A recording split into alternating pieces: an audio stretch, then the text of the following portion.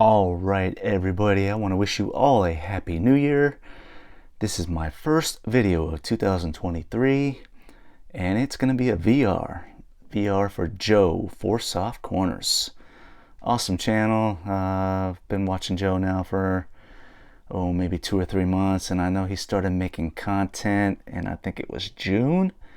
One of those guys that he's been a great member of the car community, and then kind of just started making videos, and I think it was Picker Jim.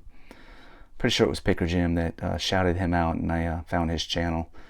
So this is for his 100 sub contest. He's well over 100 now, and he kind of wants to know like deal breakers when it comes to buying cars, things that turn you off, that things that'll turn you away from buying a car. The condition. Things you might look the other way on. For me, it's kind of tier based on decades and stuff like that. The older the card, the more lenient I am. Obviously, 4SoftCorners doesn't bother me. I think that's such an awesome name too. When I first started my channel, the biggest challenge for me, besides like building up the courage to start making videos, was deciding what I wanted to name my channel. I mean, I was going through all kinds of different things. I wanted something baseball related, and it's like, you know what? I'm gonna be mostly ripping, and when you're ripping, you're swinging for the fences. So you're swinging away. That's why I went with swing away. I don't know if I've ever shared that before, but I think 4SoftCorners is a pretty awesome name in its own right. Joe's mainly a vintage guy. I've been gravitating more towards vintage myself. I still like a lot of modern, but especially older Giants. That's been a big thing for me the last year and a half or so.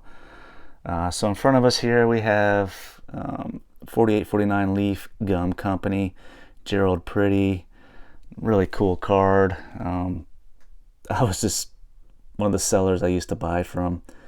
I was just stacking, the add into the reduced shipping, and I saw this. It was pretty cool.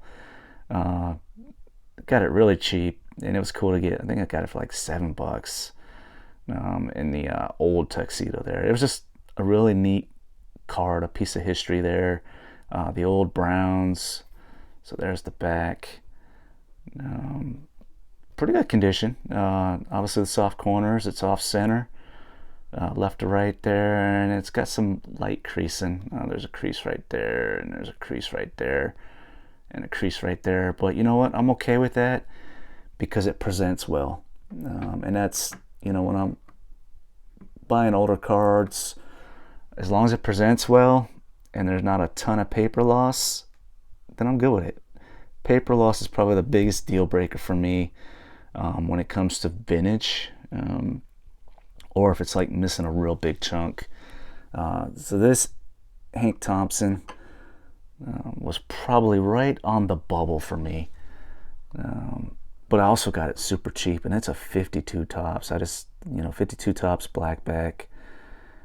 It's just always cool to add a 52 tops to the collection. Same seller, and I think I bought it about the same time. Got this one for like $10 if I remember right, but pretty clean. Now it's got a little bit of missing in action right there, and it does have some minor paper loss, so it's not a card that I truly love, but I'm happy to have it in the collection, if that makes sense. And most of you guys will probably understand what I'm trying to say. But beautiful card there, man. Great ball player, great story, World War II vet, got in some trouble, died young in life. One day I'm going to do a player spotlight on Hank Thompson because I got several of his cards. Yogi Berra here. I mean, modern cards, I wouldn't touch this just because the centering is so bad. Little paper loss there. This was actually, I bought a mystery box, about 2 years ago. Actually, like right when COVID got real bad. Somebody had lost their job, and a friend of theirs was selling mystery boxes to raise money for him, and I grabbed one, and this card was in there. So it's awesome. Beautiful Yogi Berra, Hall of Famer. Yogi, really happy to have that in the collection. I mean, to me it presents well.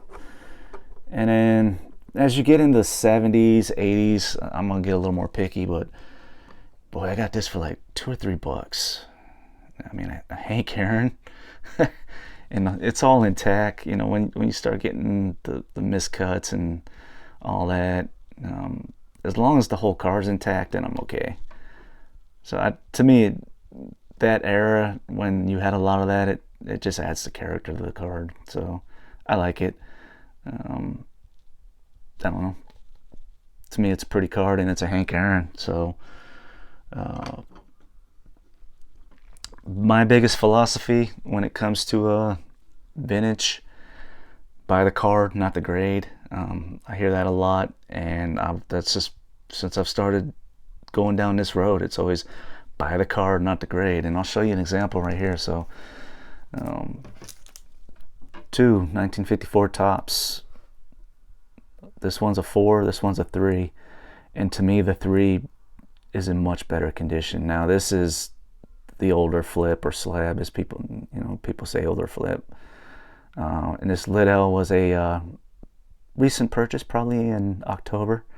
So I'll share a couple recent cards since we've got the camera going. But buy the card, not the grade. I mean, to me in the 50s, 3 and 4 is a sweet spot. So that's where you can find your good deals. You see the back there on the 4. I mean, it's got pretty soft corners, and the 3's got really nice corners. So pretty cool.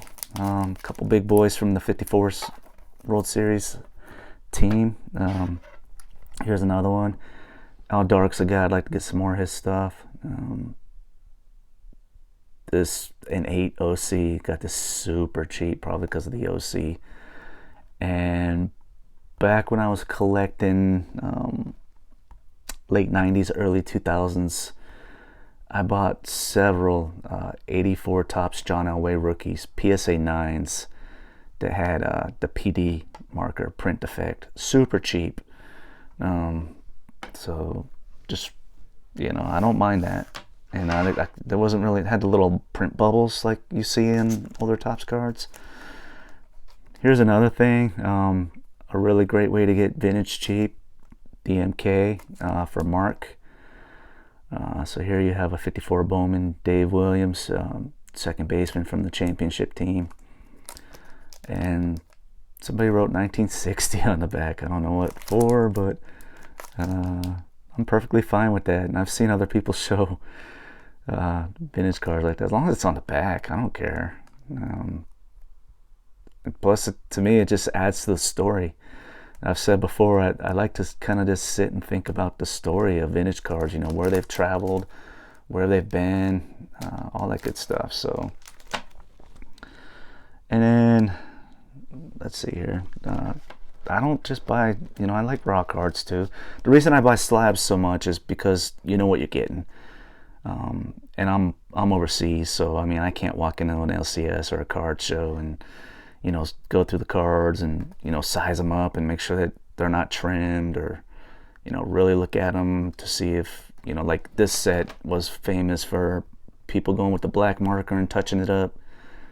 So this was pretty cheap. It was for the McCovey run, and this is also one of my last purchases of 2022.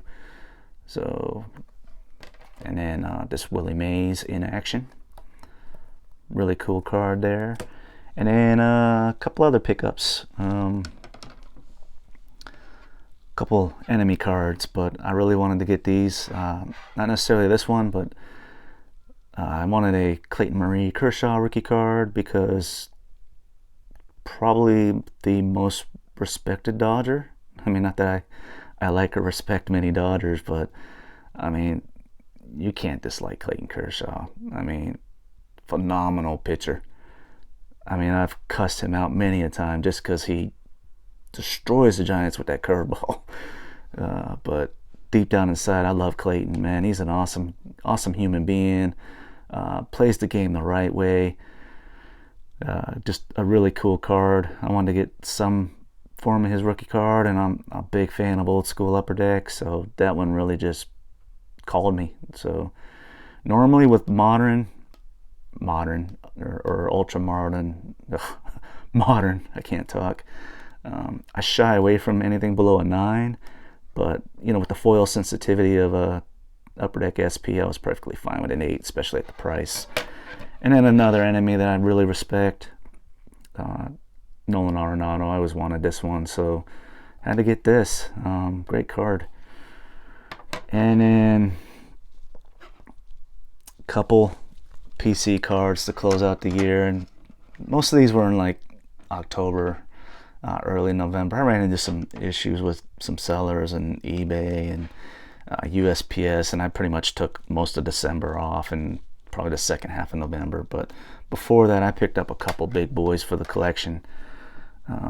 You guys know I love these two cards here, and I had hoped to get this one in an 8 and this one in a 7, but I got these in another Reggie from the same seller, Stack and Shipping, and I kind of really looked at them, you know, blew the pictures up, and I was like, yeah, they'll work. You know, they present well, and for me, they got the nostalgic look of what I remember from, you know, being a child in that age. You know, so they're clean.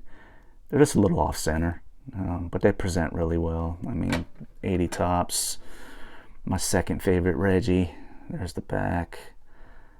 Not the greatest centering, but pretty darn good. I mean, it's off, but it presents well, and it's going to look good when I, you know, have it on display. And the same thing with this one. This is my favorite Reggie card. I just love this card. Just everything I love about it. Same thing. It's off, but it presents really well, and I'm happy to have it. So, and then a couple other Reggies I added there back in October. I think this was his first Angels card. This one here, and then back when I with the 78 and the 80, this was the other one I got from that same seller. So that is my VR. Not a rambling, but really it's like, as long as the card presents well, you know, and it's even as beat up as that Hank Thompson is, it still presents well. I mean, this is sitting here staring at it right now. Yeah, it's got some paper loss. Looks like little Tommy kind of chewed on the edge a little bit, but for a 52 tops, it's in pretty darn good condition. And it's got 4 soft corners, just like Joe asked for. So appreciate everybody swinging by. Be sure to swing over and check out Joe's channel. The link will be in the description as always. We'll catch y'all later. Bye.